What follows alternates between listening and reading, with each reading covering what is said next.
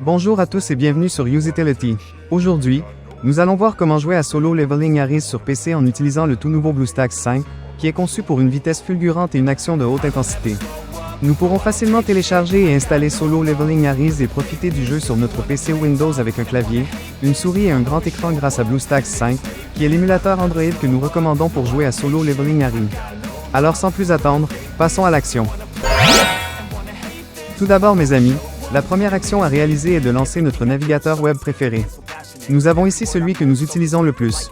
Passons à l'URL cliquable que je mets en Serberlens en vert. Vous pouvez la voir sur mon écran. Vous n'aurez pas besoin de taper quoi que ce soit, car il y a un lien à cliquer dans la description de cette vidéo et dans le premier commentaire permanent.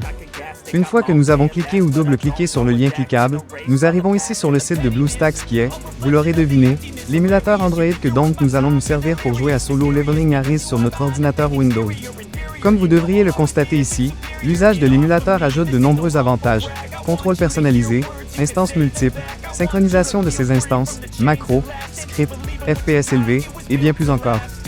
Nous allons maintenant commencer le téléchargement de Solo Leveling Arise en cliquant sur ce bouton Jouer sur BlueStacks que j'ai mis en évidence avec du vert. Nous faisons après un clic de souris sur ce bouton. À ce moment-là, le téléchargement débute et s'achève tout de suite et voilà, notre téléchargement est terminé. C'est un fichier .exe, un fichier exécutable. La prochaine étape est de démarrer l'installateur, par conséquent nous cliquons ou double-cliquons sur le fichier exécutable. Si nous sommes sous Windows 10, il nous faudra accorder la permission d'apporter des changements au système. Nous répondons oui. Je minimise ce navigateur pour mieux accéder à l'installateur. Le logiciel d'installation est très sommaire. Il ne comprend que deux options, installer et configurer le chemin. Je vais vous expliquer à quoi sert configurer le chemin. Il vous de faire un clic dessus. Maintenant, nous remarquons que nous pouvons regarder ici le chemin précis où notre émulateur sera installé. Si nous désirons changer ce répertoire, nous devons faire un clic sur ce bouton, sélectionner le chemin, après nous choisissons un tout autre répertoire et installons cet émulateur pour Android où nous voulons. Je vais le laisser par défaut. Je peux donc cliquer gauche sur Retour. Maintenant, je double-clique sur Installer. Nous y sommes, ça se lance. L'install a commencé et en partant de là, elle va entamer le téléchargement de ces mégaoctets qui sont affichés sur mon écran. Lorsque vous le téléchargez, il y aura plus ou moins de mégaoctets, c'est normal. La vitesse de téléchargement sera plus ou moins véloce, en fonction de la Internet et de la disponibilité des serveurs de cet émulateur pour Android. Maintenant, cela va très vite. Le téléchargement est terminé, et on passe maintenant à la phase d'installation. Avec BlueStacks 5, vous pouvez même réduire l'utilisation de la RAM en un seul clic. C'est particulièrement utile si vous rencontrez des problèmes de performance. En outre, vous pouvez activer le mode écho pour profiter d'une utilisation du CPU réduite de 87%, d'une utilisation du GPU réduite de 97% et d'un multitâche plus facile. Comme vous pouvez le constater, BlueStacks 5 est conçu pour offrir stabilité et performance lors de longues sessions de jeu. L'installation est déjà terminée pour moi. Maintenant, l'émulateur Android s'est lancé sans intervention de ma part. Comme vous pouvez le constater, dans le bas de mon écran, vous pouvez remarquer une barre de progression qui va se comporter comme une jauge qui se remplit ainsi quand elle atteindra la fin, notre émulateur sera lancé pour la première fois. En vérité, l'émulateur Android a déjà été lancé, le voilà pour la toute première fois. Avant de poursuivre, comme vous le voyez, il a généré deux icônes à cet endroit sur le bureau du PC. Le BlueStacks et là le BlueStacks multi-instance. Notez que l'icône BlueStacks est celle qui nous sera utile. Chaque fois que nous aurons besoin de démarrer Solo Leveling Arise sur notre PC, nous cliquerons à la souris sur cette icône et cela déclenchera l'émulateur. L'icône BlueStacks multi-instance vous permet de lancer plusieurs instances d'émulateurs. Et avec le nouveau gestionnaire multi-instance amélioré de BlueStacks 5 en mode écho, les joueurs peuvent exécuter plus d'instances de jeu plus rapidement et avec moins de lag. Il est temps de passer à la phase suivante, qui sera inévitable. Je veux parler de l'accès au Google Play Store, anciennement Android Market. Pour ce faire, nous allons nous rendre ici, System Apps. Ensuite, nous cliquons avec la souris.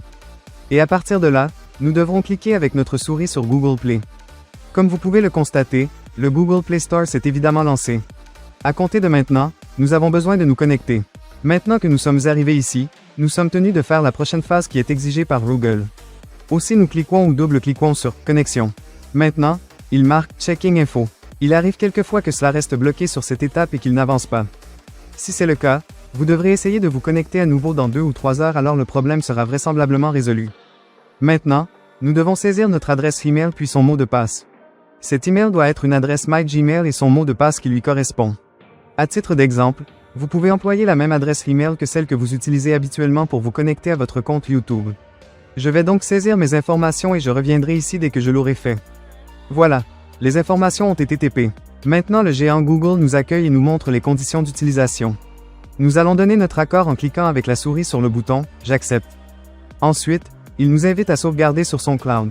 Vous pouvez très bien laisser la case cochée, ainsi ça créera une sauvegarde des données de cet appareil dans G Drive. Je ne vais pas cocher la case, mais cela n'a pas beaucoup d'importance. On clique une ou deux fois simplement sur J'accepte. Google Play Store sera lancé par défaut et sans intervention de notre part. Dans le but d'installer un jeu, nous devons faire un tour sur le bureau de notre émulateur en double-cliquant sur cette icône mise en évidence avec du vert. Désormais, puisque nous avons accédé au bureau de l'émulateur pour Android, nous pouvons voir que nous avons à notre disposition ce bouton Installer le jeu. Nous cliquons ou double-cliquons sur ce bouton. À cet endroit, nous avons sous les yeux le jeu. Sans plus attendre, cliquons avec la souris ici même sur le bouton Installer, que je surligne juste pour vous en vert. Et à partir de là, l'install va se lancer. À partir de maintenant, l'émulateur va récupérer le jeu et lancer l'install du jeu. Cela peut aller plutôt lentement ou être extrêmement rapide. Tout cela est en fonction de la qualité de notre connexion Internet. Ça y est, notre install est déjà terminé. Désormais, rendons-nous sur le bureau de l'émulateur pour Android en cliquant avec la souris sur ce bouton que je colorie avec du vert, de façon à lancer Solo Leveling Arise pour la première fois. Nous sommes maintenant sur le bureau de l'émulateur pour Android, et nous allons devoir cliquer ou double-cliquer sur la nouvelle icône de l'application Solo Leveling Arise qui a été créée. Le jeu est démarré pour la première fois. C'est top. Je peux cliquer avec notre souris à n'importe quel endroit sur l'écran et aussi me servir du clavier. Je vais vous expliquer le niveau de volume de l'émulateur pour Android. C'est à cet endroit. Nous pouvons voir l'icône d'amplification du volume et l'icône d'un volume plus faible. Grâce à cela, nous ne dépendons pas du volume de notre machine sous Windows pour accroître ou mettre en sourdine l'audio de notre émulateur Android. Après, pour apprécier au max cette expérience, nous avons la possibilité de lancer l'application de jeu sur ce grand écran. Pour cela, nous avons à notre disposition deux options. Voici la toute première fois où nous double-cliquons sur cette icône que je vous indique en vert. À ce moment-là, élargissons cet écran, en affichant une bordure tout en haut, une à droite et une tout en bas. Dès qu'on a envie de connaître les sensations du jeu ou une toute autre appli Android mode plein écran, on clique ou double-clique sur cette icône. Ainsi, nous pourrions tout de suite lancer notre jeu en mode plein écran.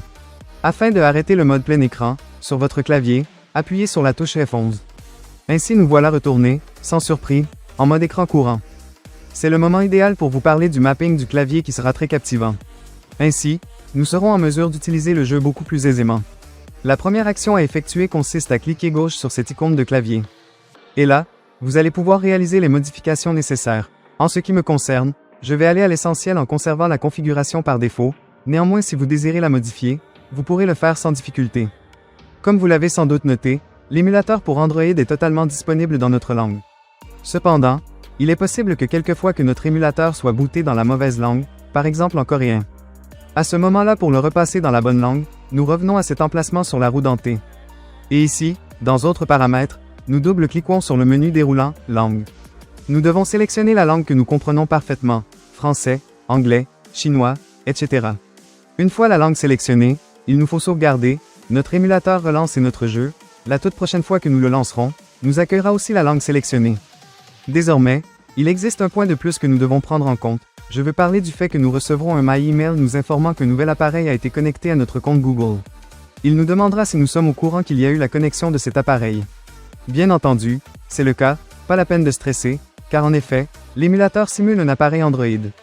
Et pour voir quel type d'appareil est accent aigu MULE accent aigu, revenons à cet endroit, à cette icône en forme de roue dentée et cliquons ou double-cliquons dessus. Et nous voilà à cet emplacement à l'option « Modèle ». Nous apprenons ainsi que cet émulateur pour Android reproduit le comportement d'un smartphone de la marque Samsung. Nous allons donc recevoir un courrier électronique précisant qu'un nouvel appareil Samsung s'est connecté à notre compte Google. C'est tout pour ce tuto vidéo mes amis. Je souhaite de tout cœur qu'il vous ait plu, et mieux encore qu'il vous sera utile. Si oui, donnez-lui un bon like, abonnez-vous, et si vous avez des commentaires, des questions à me poser ou des suggestions à faire, laissez-les dans la boîte de commentaires ci-dessous. Cliquez gauche sur l'une des vidéos qui s'affichent sur votre écran et rendez-vous dans les prochaines vidéos. Au revoir.